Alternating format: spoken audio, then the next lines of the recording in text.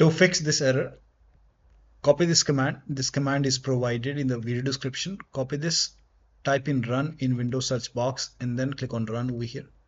Paste the command over here, and then click on OK. Now once you click on OK, you have to click on reset. Before you reset, read this. Are you sure you want to reset all Internet Explorer settings? Resetting includes disabling toolbar and add-ons, default web browser settings, privacy settings, security settings, advanced option, tabbed browser settings, pop-up settings. Now you must restart your PC for these changes to take effect.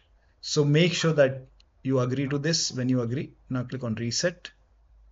And once this is done, click on close. Now restart your PC. Restart is a must after this, and after the system restart you can check. That should help you to fix the error. But still you are receiving the error. In that case, type in control panel in Windows search box, go to control panel, network and internet, go to internet option, go to advanced tab.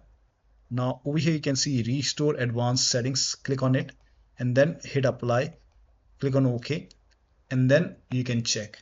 If that does not work, again click on internet option, go to the connections tab and go to LAN settings, and over here make sure automatically detect settings. If this is unchecked, you can put a check over here and then click on OK, hit apply, click on OK, and then you can check. So one of the steps shown in this video should help you to fix this error. So that'll be all. Thank you so much for your time, and please like this video and subscribe to my channel.